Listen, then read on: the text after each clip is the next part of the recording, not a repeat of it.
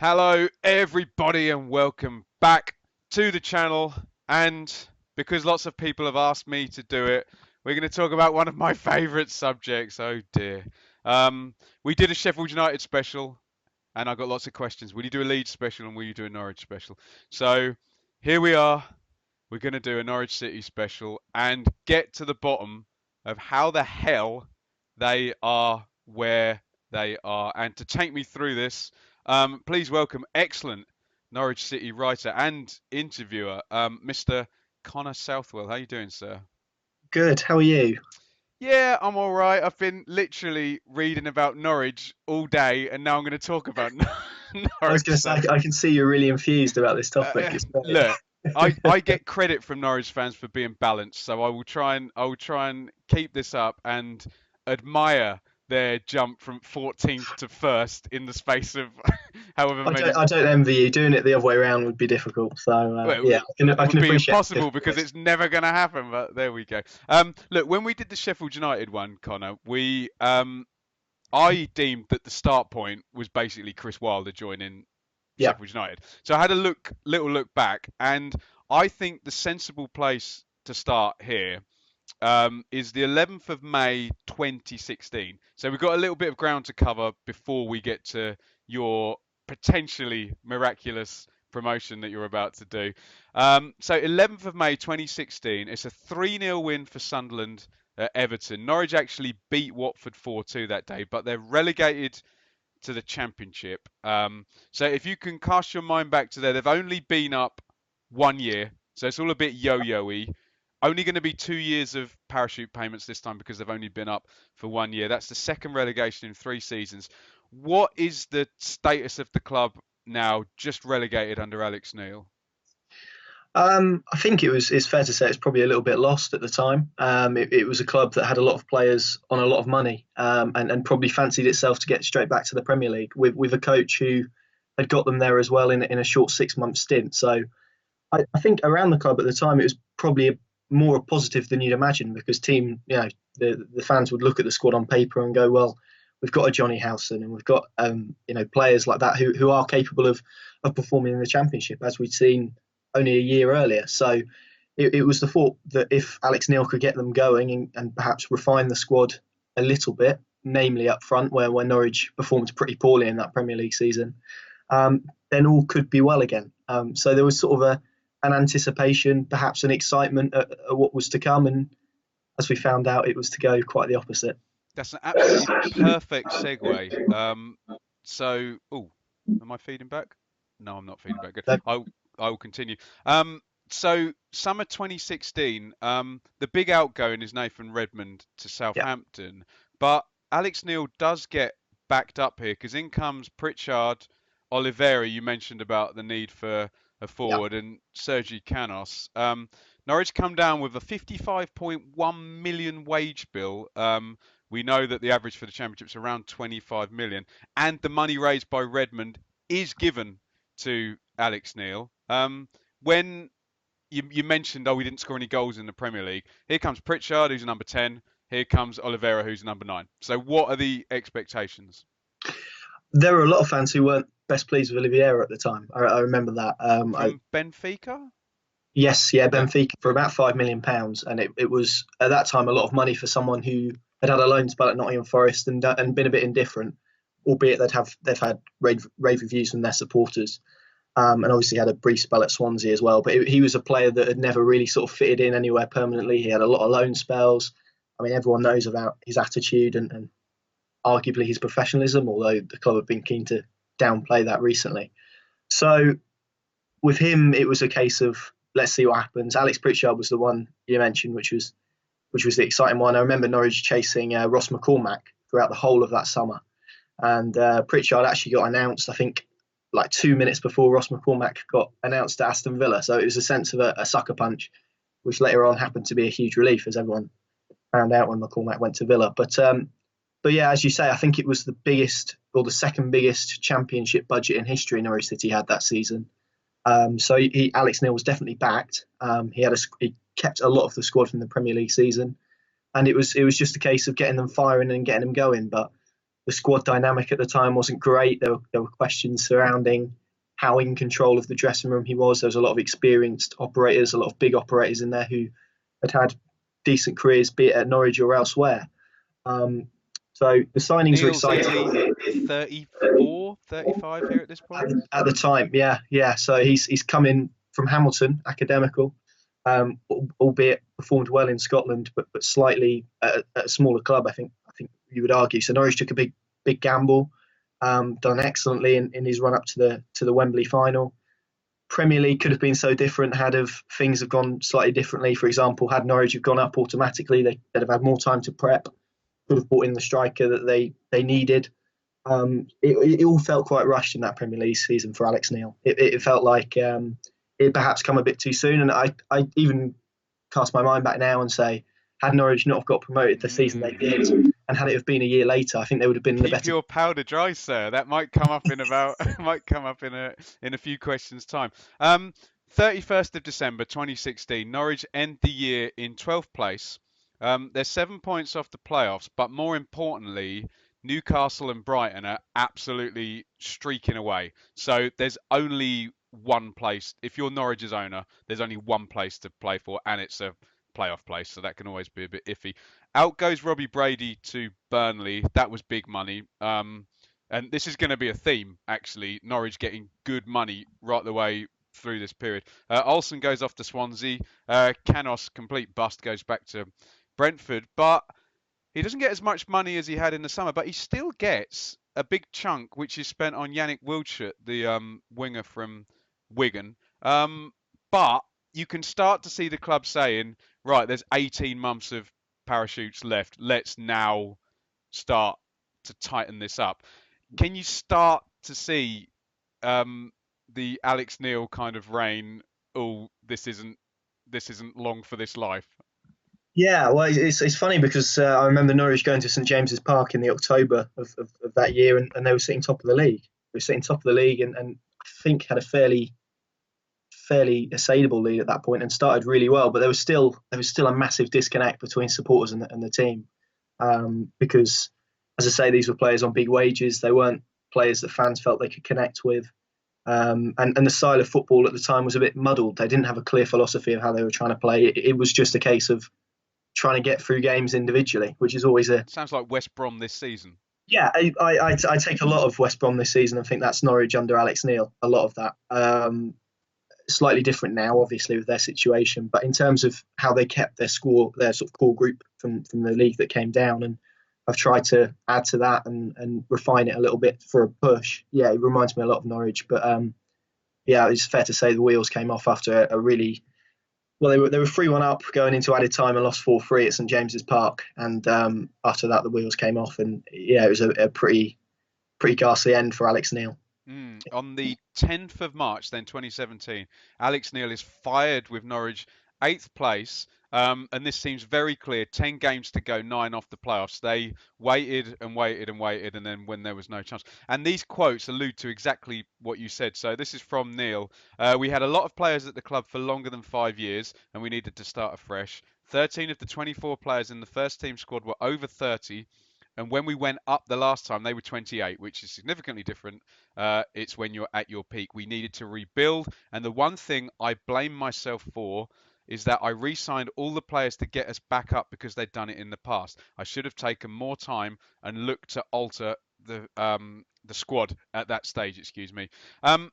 We've talked about budgets, and I know Newcastle even spent double what Norwich spent. Spent 112 million, and Villa by the end of the season had a massive wage bill as well. But from the outside, this looks like a pretty dismal failure. But to your point, genuinely, I did write this down before you said it. Is there an argument that the previously accelerated progress, he never really settled? It was bang, bang, bang promotion, try and survive, try and sort out, and he never got settled.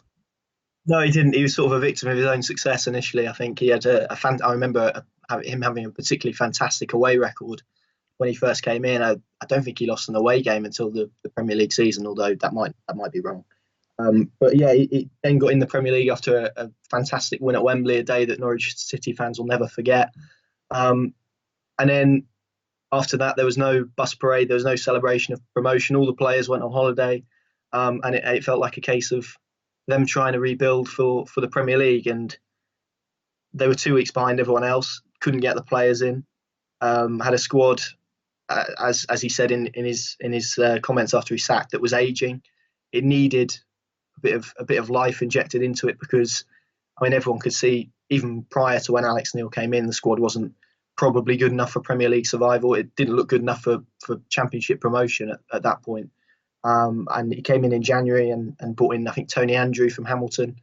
I think that was just about it, to be honest. And then in the summer, of course, put a lot of hope on Cameron Jerome and Diamersi and Bocani, who were sort of the two, and Lewis Grabban, who were the three main strikers going into the Premier League season, when really they needed someone who was a bit of a different option. So it did feel like everything came a bit too quick for both Alex Neil and the football club. I don't think the football club were fully prepared to go into the Premier League. I don't think they had a complete plan of what they were going to do, particularly in terms of recruitment. Um, and yeah, as you've alluded to, I don't think they prepped properly when they came down from the Championship either. I think they were quite deluded is not the right word, but perhaps a bit unexpecting on how difficult it would be if they kept a lot of their core group together. I think that was the time when they should have had a look at those older operators on a lot of money who had a lot of power in the dressing room. And that's when Alex Neil could have actually asserted himself over the football club and made his own way and set his own identity. But he had a lot of trust in players that perhaps didn't worthy that or warrant that. And I think ultimately that was his downfall. And it was really sad to see a young coach go from someone so high who Norwich fans had built up so much. I mean, there was comparisons to Eddie Howe at the time. I remember Norwich beating Bournemouth 3-1 in the Premier League, and everyone saying, "Well, he's going to go on to be the next big thing in management."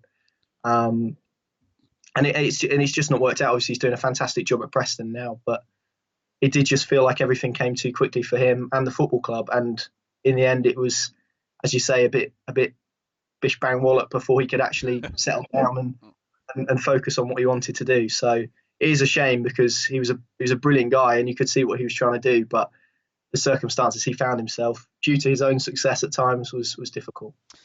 1 month later, on the 6th of April 2017, one Stuart Weber joins as sporting director. Weber started his career at Wrexham before joining Liverpool as director of recruitment. He went on to QPR and Wolves, and then where he really became known to Championship fans, went to Huddersfield as head of football operations in 2015 to mastermind a highly unlikely promotion with David Wagner.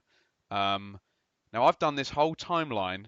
Is the 6th of April 2017 the most important date? Yes, in a word, yes.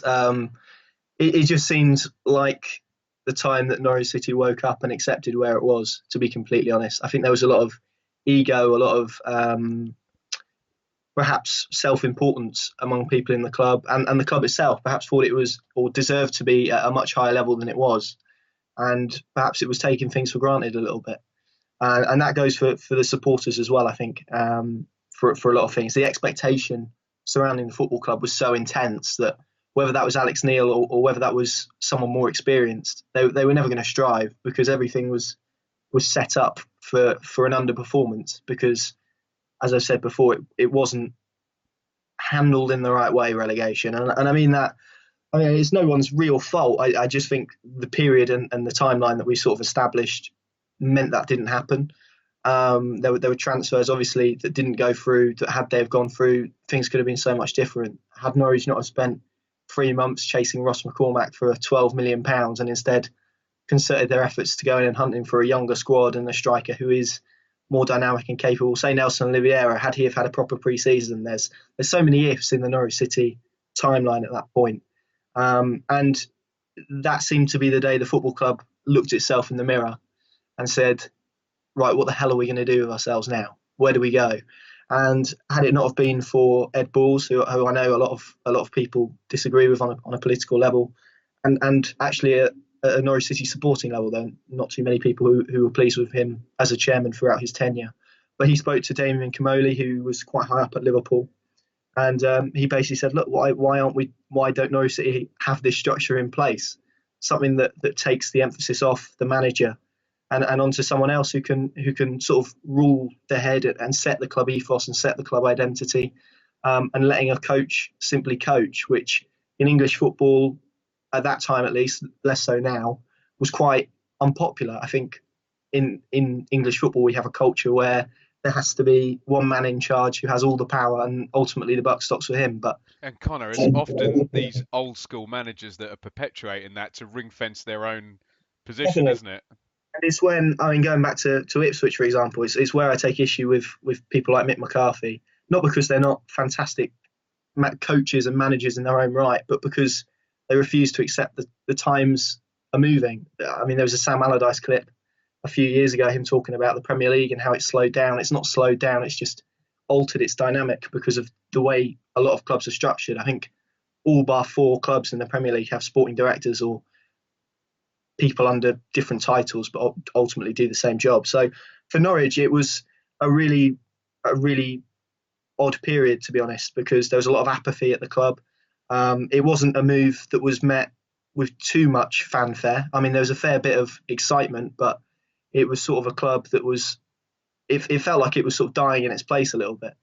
Um, and in terms of if we're going to plot a timeline from 2016 to now, I think that date is definitely one that Norwich City fans would pinpoint as the most important for sure. Interesting. Can you just give a quick plug? You did an interview with Stuart Weber where we can. But don't It's stop watching this video. This video is great. But just get where can we find that? It's on the My Football Writer YouTube channel, which is a fairly new channel. It's a Norwich City fan site. So yeah, we did about an hour and a half interview with him, which is a really compelling watch actually. Not just because I'm in it and I did it and I've got to plug it, but he's a fantastic guy on not just Norwich City but football generally. We speak to him about youth development and a little bit on recruitment and how this Norwich City side have got to where they are, and he's fantastic on all of those. So yeah, definitely well worth a watch. Brilliant stuff. On the 25th of May, so they wait for the season to end, although knowing what we know about Mr. Webber, this was probably in the works a long time before.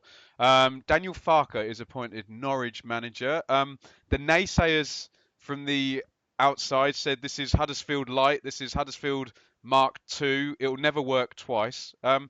Honest thoughts when Farker was hired, Connor? Who is he? How That do was I pronounce nice. his name? Yeah.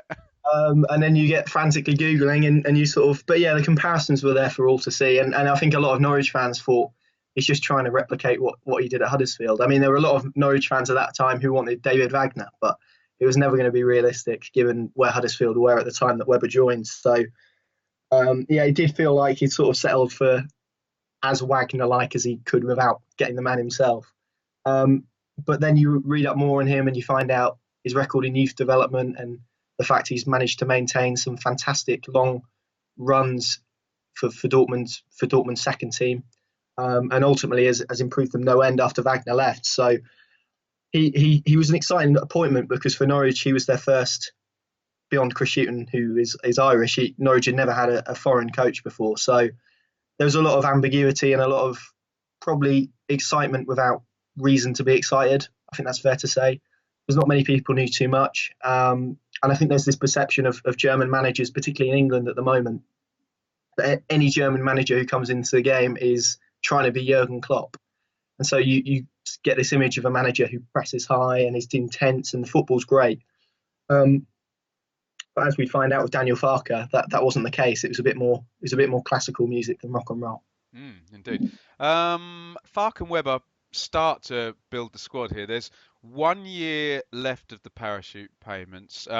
So we do see the club what they'd started by getting rid of Brady and Redmond and players of that nature. They're pulling further away from those Premier League contracts. So summer 2017, Murphy to Newcastle, Howson to Borough, Dorrans to Rangers, Rudd to Preston, and presumably for wages, Bennett and Ruddy head off for a lovely old time at Wolves for a season, don't they? And well, On the other side, though, of the ledger, and this was insane watching from the outside. So Hanley, Franker, Stiepermann, more from him later, Husband, Vrancic, Abrahams, Raggett, Tribal, Zimmerman, more from him later, Watkins, plus Gunn and Reed on loan. absolute massive load of players coming in. Big use of the German market. Talk to me about this reset. It was a lot of players come in, but two of those, Mr. Stiepermann and Mr. Zimmermann, are now key players in this potential promotion. They are, yeah, and it was a big shift in the recruitment policy. To be fair, Norwich had gone for players that were fairly household names to Championship supporters, your Pritchards, your Olivieras, for instance, and I moved away to that and gone to fish in a completely different market, one that had only been proven at Huddersfield. So again, I think there are a lot of Norwich fans looking at it and going, well, Stuart Weber's essentially just trying to copy and paste what he did at Huddersfield and hoping for the same result. There was a lot of doubt around the football club. To be honest with you, it was a really apathetic time, a really not very nice time to be a Norwich City fan, which seems crazy considering we've had so many years of Premier League football and Championship success, and even in League One, which was my first season as a season ticket holder, which was so memorable for lots of different reasons.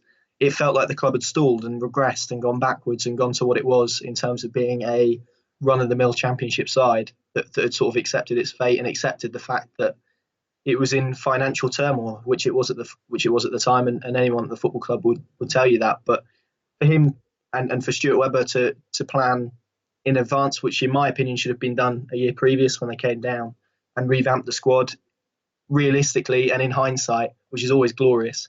It was always going to take time to remove a lot of the key squad for big money and to replace them with players who had never played in the Championship before, had never played in England before, had never lived abroad before, some of them.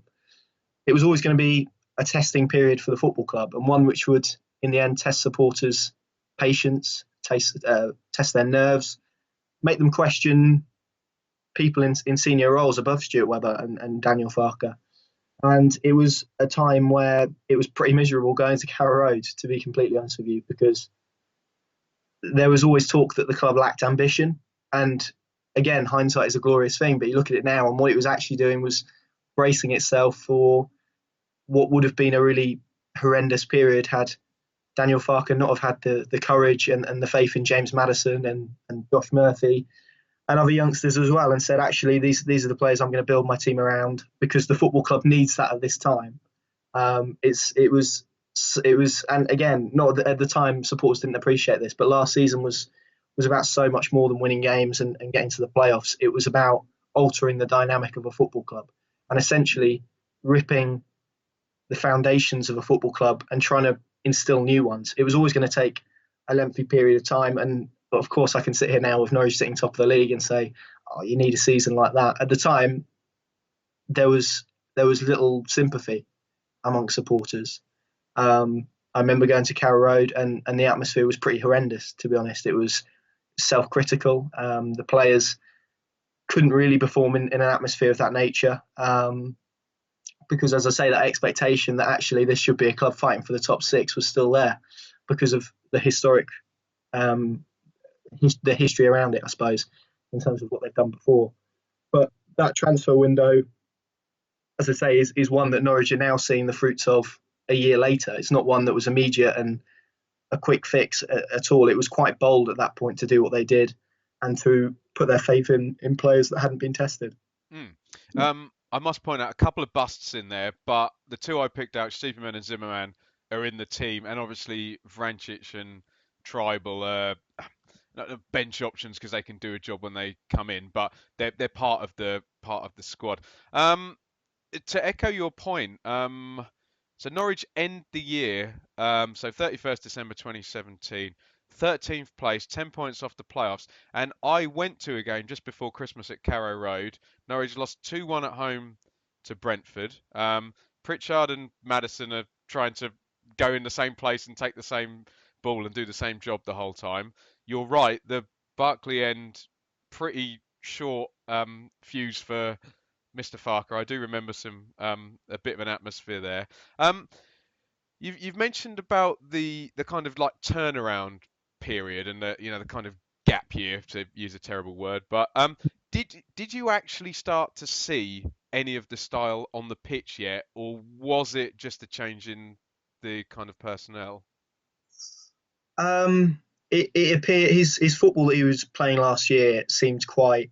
Um, it seemed like it was suited for a level that demanded higher quality players than Norwich had. So it was a case of him not having the the ability to carry out essentially what he wanted to do. And I think people could see that. I think the problem was that he didn't adapt to it, and now we're seeing the fruit of that stubbornness again. But um, and that is where the football club has changed because it's now got people and philosophies and beliefs that are absolutely there. They're stuck. No one and nothing can change that.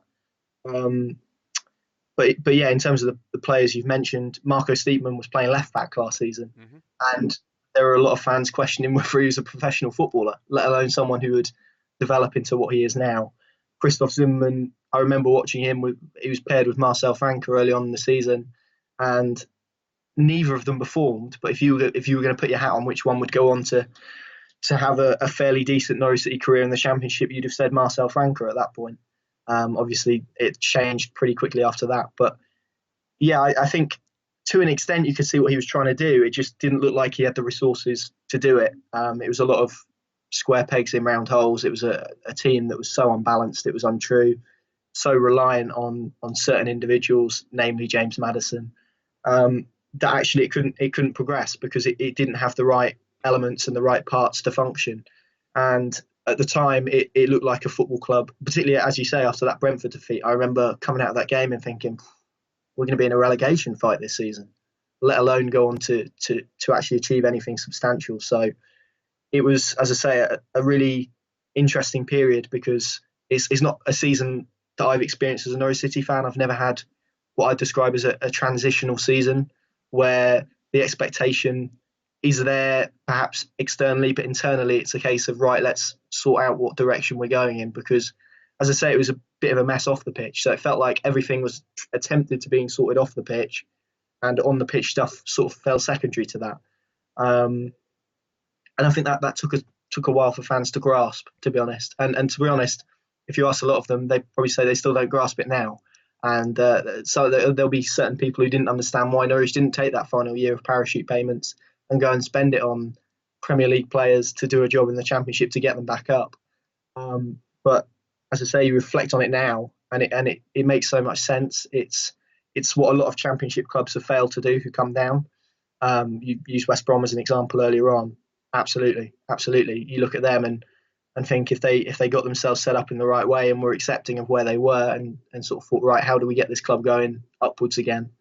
Then a lot more clubs would be successful in this division. And what needs to be remembered about where Norwich are at the moment is they've done it against the backdrop where there was no expectation. There wasn't really any money. They opted for youth over experience. And so the success they've had this season has been fairly remarkable, but the birth of it was definitely last season. And I think if you reflect on it, you can see that now. Mm. Um, Once again, January 2018, out goes Pritchard to Huddersfield, but that might free up Mr. Madison, and out goes Jerome to Derby. Um, and we get one more key player coming in. It's not Dennis Shabraini, it's not Kenny McLean, it's not Marcus Edwards, but Morris Leitner comes in on loan. So and I'm glad you acknowledge this because I keep seeing, oh, Norwich's team cost 4 million or whatever. No, that's not true. It's more than that. So 15.12 million euros spent that season. But this is not Stephen Naismith or Ricky Van Wolfswinkel or Matt Jarvis. Yeah, this is much a much better spend. And those players that were busts, aren't still busting the club now. So on the basis of that first half of the season, could you honestly see the strategy working? No. And there was a lot of. I mean, to be fair, I was always one who was in the camp that this was actually going to take time. I mean, Stuart Weber came in and said he wanted 4 or 5 transfer windows, to which a lot of fans went, "All right then." But actually, again, putting it in the context of where we sit currently, absolutely spot on. And I don't think any fan, even at the start of this season, would have expected Norwich to find themselves where they are because there was no build up, there was no run where actually they looked quite good. It sort of happened. And so the start of that season, you identify different operators coming in. So Moritz Leitner, Onel Hernandez, players that would prove pivotal for Daniel Farke's style I of missed play. Hernandez out. That was very remiss of me, wasn't it? That was January 2018, wasn't it? Yes, it was. Yeah, he Yeah. came in from Braunschweig. Yeah, and again was one. It sort of got another German. It was a bit like that, Mm. but actually, those were the type of players that were needed to fulfil his style. And it was with an eye to this season. It was never the intention of we're going to bring in Moritz Leitner on loan and Onel Hernandez to make sure we survive. That was never the aim. It was a case of getting different parts ready to at least have a go at the top 10 this year. Mm. At Um, least ex- so the season ends up heavy defeat at Sheffield Wednesday and 14th in the table. I'm not saying this to gloat in any way. I'm saying it to emphasise the massive leap that's been made. 30 points off Cardiff in second, 15th off Derby in sixth. Can you, in one paragraph, sum up Farke's first season in charge? Indifferent, to be completely honest. A style of play that was disjointed, a group of players that didn't look like they'd gelled. Still a big cloud hanging over from the season before and the regime before, and just a season of transition, which sort of became a cliche around the football club, but it was that. It was a real season of transition and change. Mm. 1819 begins, so standard fashion for Norwich, really, streamlining the finances even more. And now they're basically on an even keel with non-parachute clubs. Norwich are self-funding; the owners don't put anything in, so it's a particularly big deal for them to not have parachutes. And they continue to fund themselves to be competitive with always say about Norwich. Norwich always get good money for their players. Out goes Maddison, who should probably have a if Norwich go up, should probably have a statue of himself put outside for what he did the previous season. Simple as that, and even not in terms of how he played, but the money that was raised from his sale essentially saved the football club from financial bliss. Really, they essentially had a £20 million hole in the finances where parachute payments ended, and they had to get it down to about 8 million, I think, off the top of my head. And so that was essentially a £20 million hole that they needed filling. Otherwise, the debt would have gone up, and as I said, it would have been annihilation with the people that would have left. Anyone for any value would have left the football club. So for Daniel Farke to put so much faith in James Maddison was essential, not just for Maddison as a player and not just for Norwich as a club, but for Norwich City going forwards. That was absolutely integral as a sale. Mm. The other Murphy goes out. Marley Watkins goes out. And here comes Ben Marshall, Felix Pashlack, Heiser. I don't know Heiser's first name. Philip, so Philip Heiser. he signed in January, so he signed the last window. I'll beg your pardon. Okay. So Jordan Rhodes comes in on loan, we think, to be the main man and get the goals. And here comes your key, your Fab Four now. So this summer, Emi Buendia, Morris Leitner completes a permanent, Tim Krul, and some scruffy little 5'10" Finnish guy who'll never amount to anything. So similar sort of thing. No big names coming in. I guess you were probably most high on Jordan Rhodes, were you? I think so. Yeah, him and probably Ben Marshall. You take the players that have so-called championship experience, don't you? And look at those. And Tim Krul was probably another. These experienced operators that the squad looked like they needed before because it was all a bit disjointed. And they looked like they were going to be the glue and the ones that Norwich could rely on and sort of form a team round. Actually, it's ended up that that's not actually happened. Ben Marshall's now on loan at Millwall as we speak, and Jordan Rhodes can't get a game because of how good Timu Puki's been. So yeah, those players that came in with the background and with the history and with the reputation have actually found it a lot more difficult in this current Norwich City side because of quite simply how well the other players have stepped up to the plate. It's been nothing short of miraculous, to be completely honest. So, I mean, you've just said miraculous. Let's give it the most negative spin possible. You've just finished 14th. You've sold your two most highly valued assets. Parachute money has gone. And I just had a look. 5 of the top 6 appearance makers, which would be Maddison, Gunn, Pinto, Reed, and one other that I'm missing out that's no longer there anymore, all gone. Um, Honestly, what were the expectations at the start of the season? I always said if Norwich improved on 14th, that was what I classed as a successful season. Had that have been 13th, I think we'd have said, okay, at least we can see some sort of tangible progress. If it was top 10, amazing. I never feasibly saw a playoff chase, to be honest, or challenge, let alone anything to do with automatic promotion. And winning the league was being mentioned, and people were sort of laughing. It was sort of a laugh and a joke about winning the league. That was even within the realms of possibility. So for me personally, it was let's improve on 14th. Let's actually show a step forward for the first time in sort of 2 years. It had felt, and actually show what this football club was about, and how it could develop. Because this season, regardless of how they've done, was always going to be big for keeping people on side. Last year there were a lot of established and regular season ticket holders who didn't renew for numerous reasons, because the football wasn't great in that year under Farker, because the money had gone, because they'd fell out of love with it. Emotionally, there were a lot of questions supporters were asking themselves, and I would imagine every supporter asked himself, is this worth it? Because had Norwich of I don't know, lost 3,000 season ticket holders, that was a possibility at the time because of how bleak it was.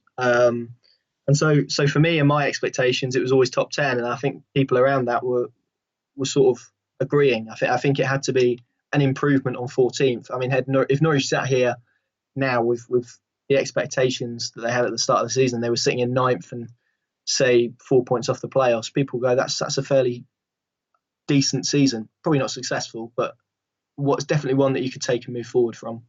Interesting, very interesting, very honest as well. Well done, you. Um, so the season doesn't start well. We do get some sense of foreshadowing as Anel Hernandez scores a 94th minute equaliser on day one. Yes. Um, Yeah. 3 defeats in the first 4. Krull doesn't start well. Um, some some pressure on Daniel Farker. Um, and we get to the East Anglian derby, and I said on the main Talk Norwich City show that this is like the sliding doors moment of where the rivalry just went, and the chasm opens. Max Aarons makes his debut. So Norwich start with Aarons and Lewis at fullback. So let's just focus on some of the departments of this team. We'll start with these two fullbacks. Talk to me about the pace and the balance and the starting position, and what that, because you see the central midfielders then sliding along laterally while those two goes forward. That seemed to just unlock the entire playmaking situation. Yeah, it was pivotal, and we cast our mind back to last year, and a lot of the reason Norwich had difficulty is because the central areas were so crowded all of the time that, as you said, Pritchard and Maddison were occupying similar positions, and they were, because that central phase of the game was so congested, so condensed, that there was no outlet, and that meant they had to come back to their goalkeeper and try and rebuild and sort their shape out. Having those two has been a real breath of fresh air. Um, but also tactically, has absolutely transformed what Norwich are doing, because now actually they can have those players occupying the space between the fullback and the centre back in those central areas, knowing that they'll still have the width. Um, they've been incredible for their age. I mean, if you showed those two performing in any game to any football fan and said, right, how old are those two guys? You wouldn't say 19 and 20 or All, 20. all, all I can say, Connor, is a friend of mine watched Norwich Birmingham a couple of weeks ago, and said to me, "Oh, those two Norwich wingers are killing it, aren't they?" And I'm like, "Mate, they're the fullbacks." Yeah, Do you yeah. know what I mean? So yeah, I think that was the first key thing, and then in the next game against Borough, Jordan Rhodes, the big money loan signing, is dropped to the bench, and up steps, I'm going to stop calling him the scruffy little Finnish guy because it's disrespectful, isn't it? Up steps Timu Puki, who'd played on the right. He'd played on the number 10 position. And Norwich fans need to be honest with this. The plan was not to have Pookie up front. It was clearly Rhodes, wasn't it? up goes Pookie up front. It, what what made the change? I know we don't see training. Was Rhodes bad? I don't know. Why the change at that point? I remember standing in the away terrace at Portman Road, surrounded by, particularly after Ipswich went 1-0 up in that game, and there were chances of Farke sort it out. And this was the point where, if I'm honest, I look at it and go, yeah, this isn't going to work. What they're trying to do here is too ambitious, it's too out there, it's too different, it's not going to work.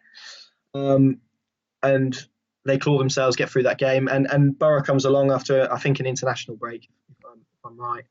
And again, it wasn't a performance that was outstanding. I remember speaking to my friend after the team had got released and sent me a message, oh, Timu Pukki starting up front. And I sort of went, what? Physically, against the Tony Pulis side, who have defenders who are as big as skyscrapers. Like seven of them.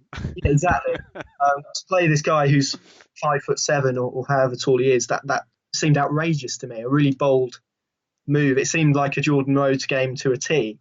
But he was, and it's no fault of Jordan, but he was chasing shadows at Portman Road. He was so isolated early on in the season. It's not his game. He's not a one up front guy, Rhodes, is he? No, he's not exactly. And then to be fair, when I've watched Jordan Rhodes, I'm probably a lot more appreciative of him now than I was, say, before he joined, because I think he gets put in a mould of, oh, he's just a goal scorer. He's just a goal scorer. He just scores goals. Good trick. If he doesn't, yeah, if he doesn't score, then you don't notice he's there. These are all the reports that I'd heard from Blackburn fans, Middlesbrough fans. I've heard the same, yeah. And actually, he's a lot more than that. He can hold the ball up. He can. He's quite good in the air, for example, that people don't give him credit for. But he just isn't what Norwich wanted up front and what they needed up front to get how they want to play and to get where they want to be. He's a fantastic reserve to have and a different option to have, but it wasn't a case of him being bad. I think it was more a case of him not fitting into a system and them perhaps stumbling, and they did stumble upon it, stumbling on a solution with Pukki that, as you say, no one sort of saw, because physically it just looked like he was going to be kicked from pillar to post in that game, but scored a goal and off he goes. And he's still going. Yeah. And then Connor, what I call the final piece of the Norwich jigsaw in terms of discovering the team, happens in the next game, which is at Reading, and I was there. Marco Stiepermann, who, if you lined up 50 footballers and asked who's the number 10, standing Yeah. next to Jack Grealish and Pablo Hernandez, no one would pick this guy. And you mentioned it. I first saw him in the East Anglian derby, the one Maddison scored in, and he's playing left back, and he's literally no shits given, just no Position. no positioning, nothing, just running constantly. But I mean, talk to me about this, like the most unique number 10 you'll ever see, and the physicality he gives that literally nobody else in that Norwich team up that end of the pitch has got. I've never seen a footballer like him, and I use that with the greatest respect in the world. He is, as you say, he's someone that you wouldn't pinpoint as a number 10, because, as I say, in our game there is a picture of what a number 10 is, and it is a Grealish, it is a Maddison, someone who's really technical and gets things going, and he's not that, to be really frank. But what he is really tactically astute. His physicality basically means that Norwich can get away with playing Timu Pukki up front by himself, because No, if there is a situation where a team presses and they're trying to play out and they can't, he's the out ball. He's the ball that breaks the press, and he's the one who occupies the physical defenders and lets Pukki get on the shoulder. He is that in between. He links the midfield with Pukki and the attacking midfielders excellently, and he's created a really nice sort of defensively, even defensively, he's created a really nice sort of trio with the defender, with the midfielders behind him, and sort of solidified Norwich's midfield and brought it all together so it works cohesively. I can't underestimate how significant he's been for Norwich, and he's not one that will get headlines. He never will, even when he does score amazing goals like he did the other night. He is one that will get overlooked and will get taken for granted, but tactically is absolutely outstanding, and so essential to how Norwich play, I think. Very, very, very clever move that you need in your team. Exactly what you said. Someone who can take the ball on their chest, someone who can press, someone with some aerial stuff. And if the players outside him are good and creative, you might just have to sacrifice that position. And then you see from the way they recycle, you're not sacrificing a lot really, because you know other players come in. So two young fullbacks are in. Leitner and Tetty, centre midfield. Stiepermann, the physicality for Pukki up front. Norwich win 6, draw 2, and lose 1 of the next 9, and go into the international break. This is ridiculous. Still in 9th position. Um, Cast your mind back to the international break. It's a bit warped by the defeat against Stoke, because if they'd even just drawn that game, you'd be saying 10 unbeaten or Yeah.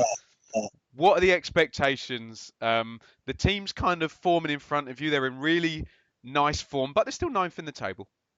It hadn't really changed. I remember sort of a similar period last year. Norwich went through a game where they went 10 up beaten, beat Reading away, and basically this was a different way of doing it, because when they went 10 up beaten previously, it was after a 4-0 defeat at the Den, I think, and it was basically a case of making sure that they could defend more than assert themselves onto games. This was Norwich asserting themselves onto games, so perhaps aspirations were a little bit higher, but they weren't.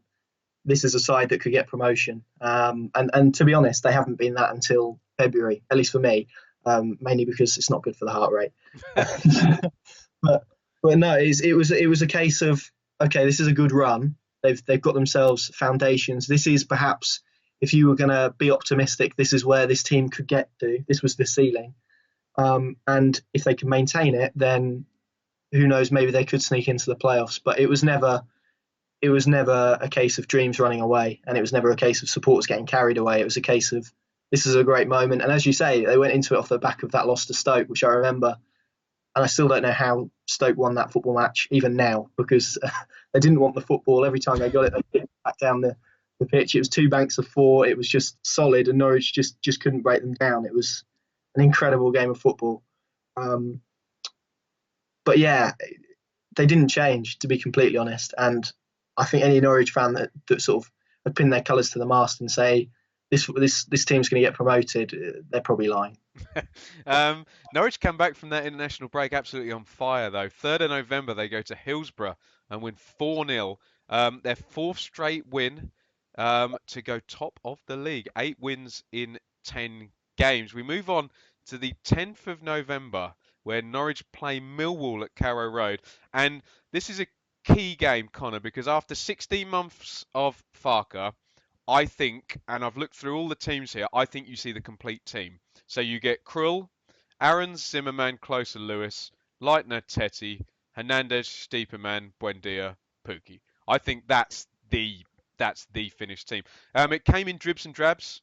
Tetty and Klose were already there. Lewis and Aarons from the under-23s. Lots of Weber Fark signings, and Pukki and Stiepermann not even their preferred their preferred choice in their positions. That's your team. That's your team completed, kind of by November.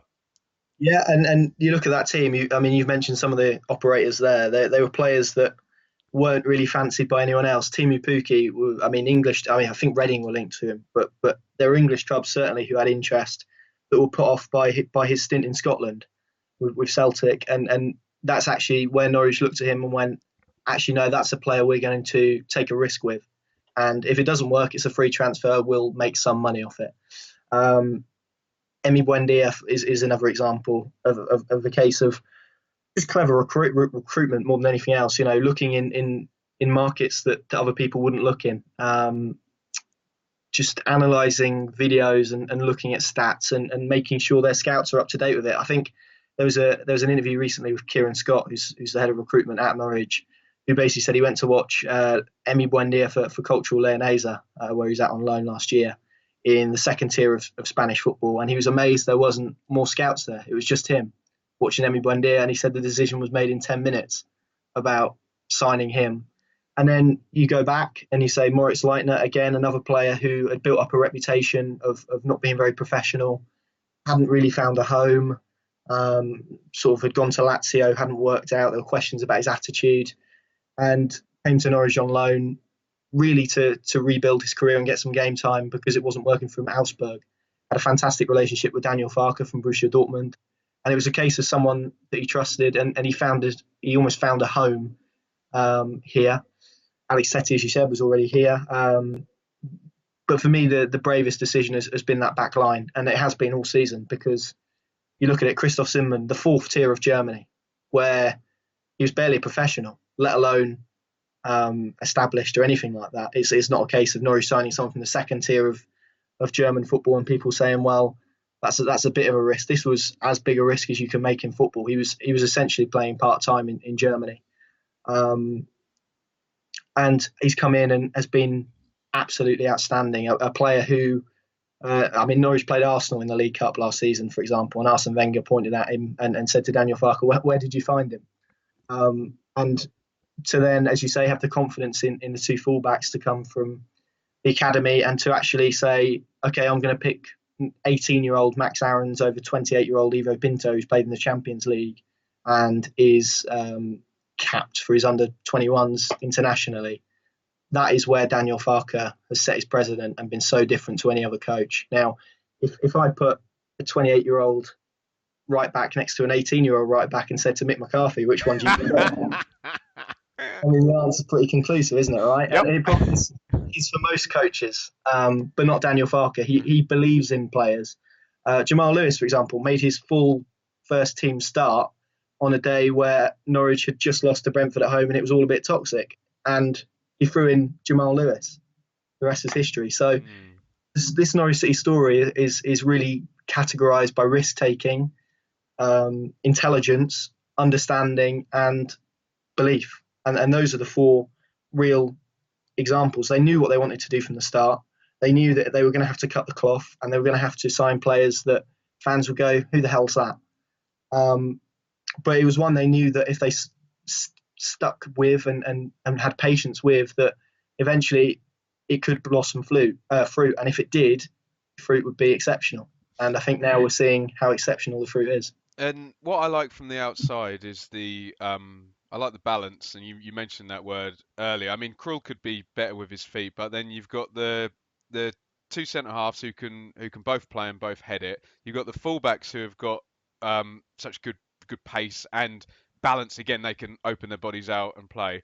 You've got a deep line playmaker and insurance with Teti and experience. And then I love this across the three across the front, because you've got pace and dribbling with Hernandez, you've got guile with Buendia, you've got physicality with Stiepermann and a little bit of everything, and then you've got the finisher. It's on paper it makes perfect sense, doesn't it? The other significant thing about that Millwall game is that much to everybody's amazement, Norwich start a run of now I've got to be careful with using the word luck in respect of Norwich this season, because the YouTube sounding like a Leeds fan. yeah, the YouTube comments do not like it. So Norwich score in the 91st and 96th minute to win the game, and then in the next home games leading up to Boxing Day, they score a 93rd minute winner to beat Bolton. Come back from 3-0 down against Forest with 94th and 98th minute goals. So the argument I get from Norwich fans is this is fitness, this is spirit, patience, technical superiority, but from everyone else from the outside, they're like, "Oh my God, this is Norwich year. All these tight games are going their way." Which is the correct view? I think anyone that thinks Norwich scoring a lot of late goals is luck, I would encourage them to go and watch the highlights of that Millwall game that you've mentioned, because the two goals they scored, they weren't hitting hope balls into the penalty area where they threw the kitchen sink. And I remember actually inside Carrow Road, there was a lot of annoyance at that. These were two goals that were so intelligently crafted, so beautifully crafted. Buendia carrying the ball 20 yards after the back four have sort of moved it a little bit, with then some fantastic interplay that then gets him beyond a team. The Bolton game less so. The Bolton game was across the Jordan Rose knocked down and Pukki converted. But even the Forest game, they were fantastically worked goals. They were goals that actually, if Norwich scored them in the 38th minute, you'd say, well, that's Norwich's philosophy. It's, of course, there is always an element of luck to scoring a late goal, but for me, if you score one late goal, for example, that's a bit hit and hope, that's from a corner, then you can say, okay, it's luck. When you do it to the level that Norwich have done it all season, where I think something insane, like there was at one point 40% of all their goals coming in the last 15 minutes, that's not luck. Yeah, That's I've got not. 94, 92, 97, 93, 94, 98 Yes, across yeah, this season, which is incredible. It's not good for the heart insanity. rate either. Although Calvin Phillips topped it with 101, and Dominic Yeah, Iorfa got one in the 100th minute as well. We've had some ridiculous ones, haven't we? yes, Um, yeah. Oh, where am I? Norwich lose for the first time in 13 games, 4-3 defeat at home to Derby, and enter a tricky spell where they're going to play a lot of the top teams in quick succession. There's a 4-game period over New Year, 3 draws and 1 defeat, but Birmingham are dispatched 3-1 on January the 18th. And they end the weekend in second, so they kept in touch the whole time. Then comes these two huge games. So Sheffield United in third, and then away to Leeds at in first place, and I was at that game. Talk to me about these two games because these are the two games that convinced me that this thing was actually going to happen. Leeds away was for me. Yeah, that was the moment that I really looked at and went, this side's got enough. Because as you mentioned, after sort of New Year, Norwich had a really tough run of playing a lot of the teams in the top 10 in quick succession, and I always sort of said to myself, if they could get past the Ipswich game, which was the game after the Leeds one, I think, Yeah, um, yeah.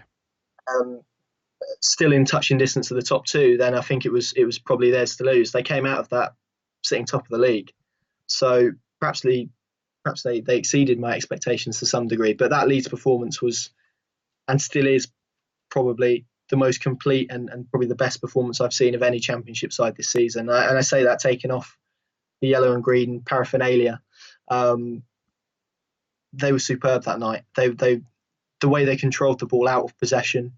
I mean, everyone talks about their ability on the ball, but they dictated that game without having possession. The way they set up traps to press Leeds, and how ruthless they were when they did get the ball was just absolutely devastating. For Leeds at least. For Norwich, it was pure ecstasy. It was everything that Norwich fans had wanted to see from one of their teams since they got relegated from the Premier League.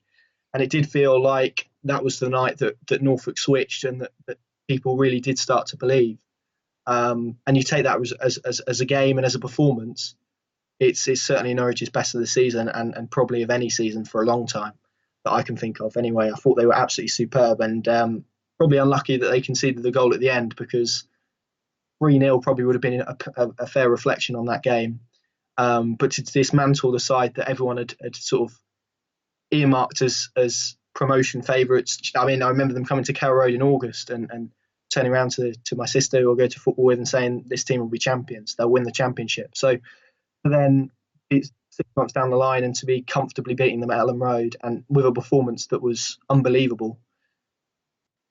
That was sensational. Yeah. It was very cerebral, wasn't it? It was different than the way Leeds do it. I remember doing my match review, and I'm like, I remember hearing a story about Jose Mourinho where he said, right, this is what's going to happen. Um, we're going to go 1-0 up, then the ref's going to panic and send someone off. Then we're going to do this, and we're going to draw 1-1, and we're going to go through. And it felt like if Daniel Farke said, right, we're going to score a free kick after 5 minutes. They're then going to press us for 20 minutes. We're going to defend. We're going to play on the counter. We're going to go 2-0 up before half time. We'll shut it down in the second half and snatch a third on the break and win 3-0. It's probably, what he would have said, and it went perfectly. Having I'm a bit more dispassionate than you. I think in terms of best performance in the whole league, I have seen Leeds for 15-minute periods, not 90-minute periods. That's Just that. Yeah, that's what I'm talking about for a sustained yeah, 90 minutes. absolutely, just like a Some of tornado. yeah, some of Leeds' spells that they've had at games have been an absolute joy to watch, even for someone who is so closely involved in that race. They've been a joy to watch, and yeah, I really hope their wheels don't come off because it would be a great shame because I think they'd lose Bielsa and they'd lose a lot of their squad. And for their supporters, being in the Premier League for how long they've been away is probably what they deserve, to be honest, particularly with a team playing so great. Mm. I just prefer it if they were second. You just got to get up, doesn't first or second, doesn't it? Yeah, I think Palace. Yeah, Since the Leeds game, so top teams out of the way, 7 wins out of 8, superb. But Leeds and Sheffield United both in rare old form now. I was complaining all the way through the season. Come on, higher standard, guys, higher standard. No one's on 2 points per game, but now these three teams are, basically saying, right, we're at it now. So we're recording the Friday before the Rotherham game. 9 games to go. 75 points on the board. 4 at home, 5 away. 4 of the bottom 7 in the next 5 games. This is as good as done, isn't it, Connor? Not for me at least. Because if I mean I've been a Norwich fan for too long to accept that it's done at this stage. Those Rotherham aways and teams like that, I'd say teams like that's probably really offensive. But you know what I mean. Teams at the bottom end of the league are the ones where Norwich tend to slip up, particularly promotion sides, because they might look at it like you just have and say, well, we're playing 4 of the or whatever you said before of how many teams it is in the bottom 7 and go, we can relax a bit and we know that we don't have to be on it today to win it. So for me, that's perhaps where this becomes more dangerous. If I mean, they're always the fixtures you'd prefer to have. I think if you sort of switched them to the top 6, everyone would be panicking. But they're the ones you want to have. It's just a case of them keeping their standards and maintaining the relentless nature that they have all season. With Norwich, they can score goals, and they always will score goals because of the way they're set up at the moment. Defensively, I worry, and particularly because of how those teams play, because they're physical, because they pose different challenges, because they're not going to let Norwich dictate the game the same energy. They're going to want to press and harass because they're fighting for their lives as well. So every point for them matters as much as it does for Norwich, and sometimes that can be an even more difficult proposition than a team in the hunt, because they know that they have to be on it. And if they, in these games, they can get away with operating at 85% and still coming away with a win. But they're going to need to be good tomorrow to beat Rotherham, because they're fighting for their lives. They had a good win. It's just concentration against Rotherham. That's it. And Rotherham posed a lot of challenges when they came down to Carrow Road earlier on in the season. I think they were 1-0 up at half time. And that was a case of Norwich not being alert to the dangers they pose. So, yeah, if you look at it now as an outsider, you'd say it's Norwich's to lose at the moment. But yeah, I'll be glad if and when it gets done either way, because it's it's nice to be involved in it, but at the same time, it's stressful. Believe me, I can remember from many, many years ago being at the top of the league. I just think now, Connor, there's enough advanced metrics that basically tell us for over 30 games, Norwich have continually created loads of chances in every game and not conceded many. And that is if you ask for the definition of a good football team, whatever philosophy they have, whether it's Neil Warnock or Daniel Farke, Pep Guardiola or, Graham Taylor, a good football team creates lots of chances and doesn't concede many. And I just think 75 points, 9 games, so 5 wins is 90. Yeah, I think get to 90. That's definitely the magic number. If Norwich, for me, as important as Norwich's game is tomorrow, the one going on at lunchtime between Leeds and Sheffield is as big, because as a Norwich fan, what do you want from that game? Do you want Leeds to win? Do you want Leeds to win, so then it cuts Sheffield United off, as you said? Do you want a draw? Do you want Sheffield United to win, so it sort of closes the gap between you and Leeds? For me, no, because I'm not bothered if Norwich finish first or second. To me, that doesn't matter. It's about crossing the finishing line in whatever way possible. But they've got to win tomorrow, because if they do, they're going to find themselves, whatever happens, in a really fantastic position on 78 points going into an international break, where they're going to have a gap between at least one of their competitors. So for me, tomorrow it's a case of getting the job done at Rotherham and seeing what happens at Ellen Road. Secondary, of course, because if Norwich don't do their job, then this is all irrelevant. So there are a lot of Norwich fans sort of pinning their hopes on that one and sort of debating what outcome they want. But it's imperative that they don't lose sight of the fact that Norwich need to win tomorrow, or get a result at least, to make sure that they do profit off of that game, regardless of how it ends. So yeah, a lot of people have said this is an easy run for Norwich. I'd describe it as favourable over easy, to be honest, because as I say, those teams sometimes pose challenges that you don't account for, and yeah, it would be really devastating now to have followed Norwich and to follow this journey over 2 years, and for it not to have, to be seen out, because as far as I'm concerned, the way this team have played this year, they deserve to be in the Premier League. And I would say the same if it was anyone else in this position playing the way Norwich are playing. It's just an absolute joy to watch. Even for the neutral coming to Carrow Road like you do, I would imagine that watching Norwich at the moment is absolutely sensational, because you know what's going to happen. You're going to get goals, you're going to get entertaining football, but you're going to get a side who does have the grit and does have the determination and are willing to roll their sleeves up and have a fight with teams and roll the punches a little bit. But ultimately, they do have enough quality. And if they do turn up and they are on their game, I'm absolutely convinced that they'll beat every side in this division. But as we know, teams have off days and whatnot. But if Norwich win tomorrow and let's say Leeds win, I think that puts Sheffield United 7 points behind them. To ask for a 3-game swing in 9 games seems to me Will it be highly. 8 then? Yeah, yeah. Would seems highly unlikely. Even even saying that gets me a bit carried away. So it's I'm trying to do the Daniel Parker approach of right next one, right next one, right next one.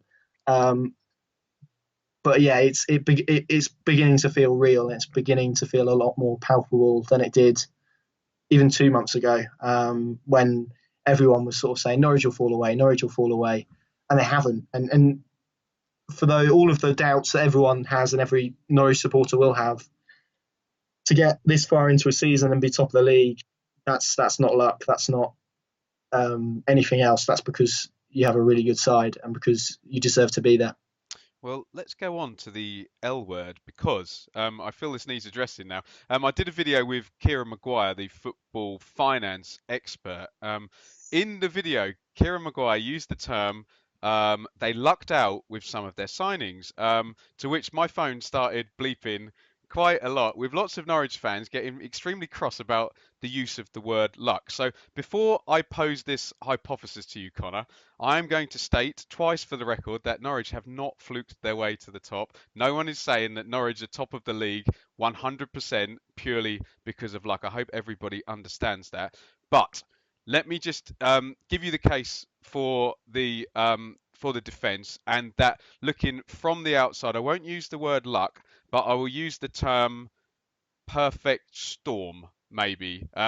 Across this podcast, you have used the terms gamble, risk, miraculous, and exceeded expectations. So let me just give you some ways where from the outside it might look like, and what I'll say is where Norwich have brilliantly taken advantage of things opening up for them, is what the way I'll term it. So the recruitment, they've signed cheaply, and I make it that 7 of the team are playing above the level, any level they've ever played in their career, all at one time. Financially, the 9 previous parachute teams are nowhere. Sunderland, Newcastle aren't there. Hull and Swansea owners aren't bothered. Stoke are way off. Villa, West Brom and Borough. Obviously, in Norwich's defence, that also applies to Leeds and Sheffield United because they haven't had the challenge financially either. Thirdly, the league isn't very good. There's only 3 really good teams in the league, and obviously those 3 have taken advantage. There's no Wolves or Norwich dominating. Fourthly, the tight games. I think you've kind of already debunked that a little bit, but Norwich have won 13 games by 1 goal. And fifth, Pookie. Just Pookie. Average goals in the previous 7 seasons, 8. So far this season, he's got 24. So that free transfer so far has yielded a 300%. Imagine you got 300% return on an investment. But look, I'm being remotely facetious here. Just give me 2 extremes, just based on the comments I got back when Kieran used the word luck, and I will repeat, Norwich are not top of the league because of luck. Where are you between? I'll give you the 2 extremes. One is, this is a complete fluke, and the other is, everybody stand aside and applaud the genius of Stuart Weber, and this was all entirely planned out. What is the truth, Connor, on this opening up for Norwich in the way it has? Probably quite close to the let's all applaud Stuart Weber, to be complete. As much as Daniel Farker will get the credit, I think Stuart Weber is the man who will deserve the headlines. I mean, let's sort of strip it back. This is a man who assembled very similarly a Huddersfield side from absolutely nowhere to create a team that would win promotion to the Premier League. And I think under Wagner they got 70 or 81 points maybe and went up, or 75 or something like that. Norwich are currently on 75 and sit top, so they're going to exceed that tide. For a man to be in two football clubs, to build two teams in similar circumstances, okay, with different reputations, different sizes, with different Unlikely promotions. yeah, unlikely promotions is unreal. I mean, for him, his growth is going to go through the roof, and if I'm honest, I don't expect him to be at Norwich City for 15, 20 years. I think really that his ceiling is so much higher than this, because Norwich haven't had someone who's switched on at the football club. So when we say luck, I completely disagree. I think this is something that has been planned, perhaps not to the extent of we're going to win the league and we're going to get promoted, but it's definitely been planned where they've looked themselves in the mirror, said these are the circumstances we find ourselves in. How do we make the best of it? And I think a lot of clubs would look in the mirror and say, right, these are the circumstances we're in. How do we limit that? And then try and come back up after we've sort of sorted those issues out. With Weber, he's looked at it and said, right, okay, we have got a £20 million hole. Right, we'll sell James Maddison, but here's Emi Buendia, here's Timu Pukki.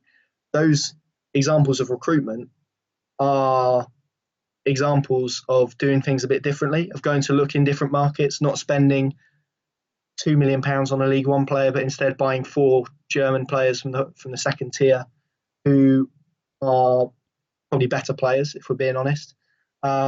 Taking risks on players who are unfancied elsewhere for various reasons, be it attitude, be it footballing ability, be it they don't fit into a system. Because as much as we look at a Timu Pukki, it's also worth remembering Norwich signed Marley Watkins, they signed Ben Marshall, they signed these players that haven't worked. Particularly if you look at their domestic signings, that haven't really worked within reason, perhaps beyond Hanley and McLean at the moment. Beyond that, maybe they haven't really worked. So I'm cautious because I understand people looking in at Norwich and saying it's all luck. But when you've been in and around it and you speak to Stuart Weber and you watch Norwich City play, actually the way they play is pretty formulaic, and it's been structured from a place where they've had to stick their chest out and be counted in a way, and come from a backdrop where there was no expectation, there was a lot of apathy, there wasn't much money. They did have to rely on youth players that other teams wouldn't rely on. They had to appoint a coach who wouldn't command a lot of money. They had to be self-reflective and be honest with themselves. They had to look at where they made mistakes, i.e. spending 8.5 million on Stephen Naismith, and said, how do we make sure we don't do that again? They have had to take a lot of flack from supporters for signing players from markets that no one else really looks in. So when you combine all those things and you look at the team they've got now, it's one that's been structured so intelligently, so purposefully. The dynamic of the team, it can't be luck, because tactically they play with essentially two number 10s, which allows their wingers to get high, and they have that ball-winning midfielder, and then they have the creator, and then they have Stiepermann who joins it all up, and then they have Timu Pukki, who, okay, no one expected him to score 24 goals, but they certainly took a punt on, because they knew that he had some quality, and Farke watched him at Schalke, and it was a name that kept coming up. So it's the case of them maximising what they've got and not being sort of negative about where they found themselves. I mean the examples you gave them, Sunderland. Okay, why did Sunderland go down? We've all watched the Netflix documentary, because they didn't have the structure in place. When they got relegated, they didn't go, right, we're going to appoint a sporting director. They put their managers on pedestals and put too much faith in certain individuals. With Norwich, they've gone from a vertical hierarchy to a collaborative approach. So you've got people heading up departments who all feed into this, and no one's more important than the other. It's not a club driven around two people's egos. It's a club around people who have a really intellectual and a really knowledgeable grasp of what they do. And even the minute things that people don't see, the way they manage the academy, the plans they've got for individual players from their under 16s to get them on loan, to get them in the side, or to get them careers elsewhere. Stuart Weber describes it as being creative. I describe it as being realistic, being pragmatic, and being ambitious. And when you combine that pragmatism with that ambition, you get where Norwich are at the moment, which is taking risks on players that no one else does, forming a team that no one fancies, and this is it. I mean, when I spoke to Stuart Weber, he said realistically, there's no way you can have a team with a younger age, younger out sort of average age, and expect to be at the top end of the league. Norwich have done it. Why? Because they install so much confidence into those players. They have a coach who knows how to develop young players, how to get them into first team environments and build them up. So it's not luck for me, and that's probably a really rambly reason as to why. But those elements combined create a really cohesive football club that is on the up. And even if they don't go up this season, they'll understand where they went wrong, why they went wrong, and they would address how they went wrong, and they go again, albeit without the likes of Max Aarons and people like that. So it's just a football club that understands itself a lot more, that can look itself in the mirror and go, okay, that's what we are. And that is, you can see that in the way they play. Often people talk about off-pitch situations and on-pitch situations. Off the pitch, they're quite a stable football club now. On the pitch, they're thriving because of the work they've done off the pitch with the academy to ensure they stick with Category 1 status, to make sure they have a loan system that is vibrant, and they have Neil Adams in the loan manager role, who sort of combines the academy with the loan system and ensures that there's basically a project there now. So it's a big project, and it's one that, as I say, I don't think is anywhere near complete. I think Norwich are on the up because of the work that is being done and is continuing to be done. But I don't think Norwich or Stuart Weber is sort of putting his hands behind his head like that and go, you know, because, as I say, no one envisaged Norwich being here. I don't think even internally they envisaged Norwich being here, but they've got here because of the work they've done and because of the thoroughness and the detail of their work, and not because of someone picking up a lottery ticket and winning millions of pounds and going and spending it on a football club. So this does feel sustainable rather than luck, to be completely honest. It was rambly, but it was very passionate, Connor. In the heart. Very good. So look, let me give you the final word. 9 games to go. Whatever happens, can you sum up this season? Yeah, it's been remarkable to be a small part of, to write about, to talk about. The buzz has returned to the stadium. I'm sure even when you came, or when you have been to Carrow Road this season, you'll notice a completely different atmosphere within the ground than what there was last season. And okay, that's partly because of the work of some fan groups, but it's also because now there's an understanding that when Norwich go backwards, they're doing so to go forwards again. And it's been embraced, to be honest, because this was a football club that was sort of on its knees a little bit when certain people came in, when Weber came in, when Farker came in, and to the point where the fans were just craving a bit of upward mobility and a bit of stability and a bit of honesty as well, and the football club opening its doors and saying this is what we're doing and this is why we're doing it. And I think they've done all that this season. And if people were going to highlight a dream season, this would be close. Mainly because this squad is so relatable, because they are so united, they're so together, because it does feel sustainable. So when you combine those elements, it's a season beyond anyone's wildest dreams, and certainly one that, as Norwich fans, we don't get too often. I mean, people talk about us as a yo-yo football club. Actually, we've been through some periods of pretty utter dross, to be honest, as most clubs do. But to emerge as this fantastic, young, dynamic, broad church of a team is sensational, and something one that needs to be enjoyed more than anything. But also, whatever happens, one that needs to be looked back on with real pride, I think. I think we've done it, Connor. From relegation to complete root and branch hard reset to um, potential financial doom to Yeah. near promotion. Um, Hopefully, this was nice and balanced, and all the people that asked for this after the Sheffield United one have enjoyed it. Connor, can you give a quick plug for your writings and interviewings and your Twitter and where we can find your excellent work? Yeah, you can find me mostly on tottenhamcity.com, my football writer. yeah, I don't know the address for that. Sorry. On Twitter, CJ Southwell 1902. I'm here, there, and everywhere. I get about a bit. Brilliant stuff, Connor. And all I can say, try and enjoy the last 2 months of this. Try and not to get that horrible sicky feeling in your stomach before every game. And thank you once again for coming on and No, letting us thank you your very much knowledge. for having me. Thank you. Over and out, everybody.